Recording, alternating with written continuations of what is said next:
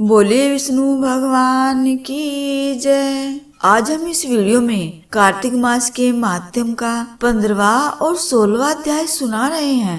राजा पृथु ने नारद जी से पूछा, हे मुनिश्रेष्ठ, तब दैत्यराज ने क्या किया वह सब मुझे विस्तार से सुनाइए। नारद जी बोले, मेरे वहाँ से चले जाने के बाद जलंधर ने राहु नामक दूत को बुलाकर कैलाश पर भेजा और कहा, कैलाश पर्वत पर एक जटाधारी शिव योगी रहता है। उसकी भार्या सर्वांग सुंदरी है। तुम मुझसे उसकी सर्वांग सुंदरी भार्या को मेरे लिए मांग लाओ। जब राहु कैलाश पर्वत पर पहुंचा तो वहाँ नंदी ने उसे भीतर सभा में जाने से रोक दिया, किंतु वह अपनी उग्रता से भगवान शिव की सभा में चला ही गया और शिव जी के सम्मुख बैठ गया।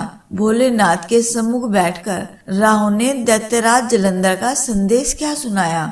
उस राहु नामक दूत के ऐसा कहते ही भगवान शूल पानी के आगे पृथ्वी फोड़कर एक भयंकर शब्द वाला पुरुष प्रकट हो गया, जिसका सिंह के समान मुख था।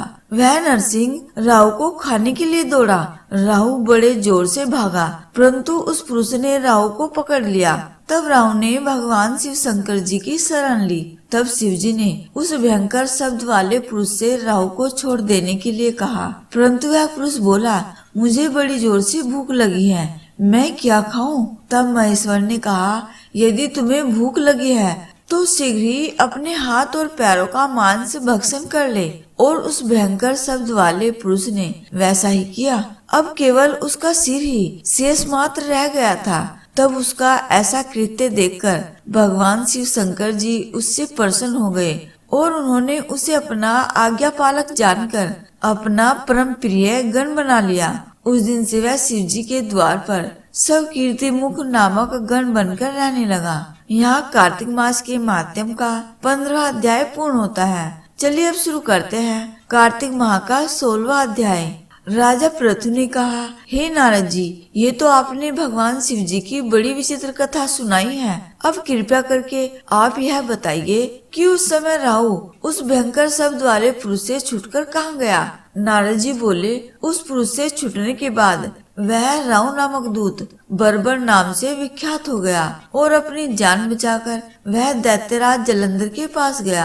वहां जाकर उसने भगवान शिव शंकर जी की सब चेष्टा कही। राहु की बातें सुनकर दैत्यराज जलंधर ने सभी दैत्यों को सेना द्वारा आक्रमण करने की आज्ञा दी। काल नेमी और शुंभ निशुंभ आदि सभी महाबली दैत्य तैयार होने लगे। एक से बढ़कर एक महाबली महापराक्रमी दैत्य करोड़ों की संख्या में सेना लेकर युद्ध के लिए जुट पड़े। तब महाप्रतापी महाबलशाली महापराक्रमी सागर पुत्र जलंधर भगवान शिव शंकर जी से युद्ध करने के लिए निकल पड़ा। आकाश में मेघ छा गए और बहुत से अपशकुन होने लगे। दैत्य गुरु शुक्राचार्य और कटे हुए सिर वाला राहु सामने आ गए। उसी समय जलंधर का मुकुट खिसक गया, परंतु फिर भी वह नहीं रुका।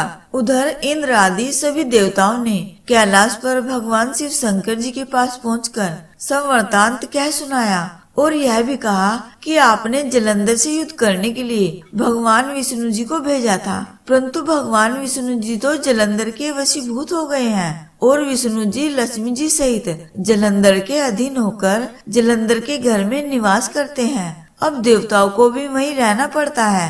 अब वह अहंकारी और बलशाली सागर पुत्र जलंधर आपसे युद्ध करने के लिए आ रहा है, अतः आप उसे मारकर हम सबकी रक्षा कीजिए। प्रभु उस दैत्य का संहार कीजिए। देवताओं की बातें सुनकर भगवान शिव शंकर जी ने विष्णु जी को बुलाया और पूछा, हे ऋषिकेश, युद्ध में आपने जलंधर का संहार क्यों नहीं किया और वैकुंठ को छोड़कर आप उसके यहाँ क्यों निवास करने लगे। यह सुनकर विष्णु जी ने हाथ जोड़कर नम्रता पूर्वक भगवान शंकर जी से कहा, हे प्रभु, उसे आपका अंश और लक्ष्मी जी का भ्राता होने के कारण ही मैंने उसे नहीं मारा है। वह बड़ा ही वीर और देवताओं से अजय है। इसी पर मुग्ध होकर मैं उसके घर में निवास करने लगा हूँ। विष्णु जी के इन वचनों को सुनकर भगवान भोलेनाथ हंसने लगे और उन्होंने कहा, हे विष्णु जी, आप यह क्या कह रहे हैं? मैं उस दैत्यराज जलंधर को अवश्य ही मारूंगा। अब आप निश्चिंत होकर अपने स्थान पर जाइए। जब शंकर जी ने ऐसा कहा तो सभी देवता निश्चिंत होकर अपने स्थान को चले गए। उसी समय पराक्रमी जलंधर अपनी विशाल सेना के साथ कैलाश पर्वत के समीप आकर घोर सिंहनाद करने लगा। दैत्यों के नाद और कोलाहल को सुनकर भगवान शिव शंकर जी ने नंदी आदि सभी गणों को उससे युद्ध करने की आज्ञा प्रदान की। तत्पश्चात कैलाश के समीप भीषण युद्ध होने लगा। दैत्य अनेकों प्रकार के अस्त्र और शस्त्र बरसाने लगे। भेरी, मर्दंग, शंख और वीरों तथा हाथी, घोड़ों और रथों के शब्दों से शाब्दित होकर पृथ्वी कांपने लगी। युद्ध में कटकर मरे हुए हाथी, घोड़े और पैदल सैनिकों का पहाड़ लग गया। रक्त मांस का कीचड़ उत्पन्न हो गया। दैत्य गुरु शुक्राचार्य जी अपनी मृत संजीवनी विद्या से सब दैत्यों को जीवित करने लगे। यह देखकर भगवान शिव शंकर जी के गण व्याकुल हो गए और उन्होंने भोलेनाथ जी के पास जाकर सारा वृतांत कह सुनाया। उसे सुनकर भगवान रुद्रदेव के क्रोध की सीमा न रही। फिर तो उस समय उनके मुख से एक बड़ी भयंकर कृत्या उत्पन्न हुई, जिसकी दोनों जंगाएं तालवर्ष के समान थी। वह युद्ध भूमि में जाकर सब असुरों का नाश करने लग गई और फिर वह दैत्य गुरु शुक्राचार्य के समीप पहुंची और शीघ्र ही अपने अंदर गुप्त कर लिया। फिर वह स्वयं भी अंतर्ध्यान हो गई। शुक्राचार्य जी के गुप्त हो जाने से दैत्यों का मुख मलिन पड़ गया और वह युद्ध भूमि को छोड़कर भागने लगे। इस पर शुंभ, निशुंभ और कालनेमी आदि सेनापतियों ने अपने भागते हुए वीरों को रोका।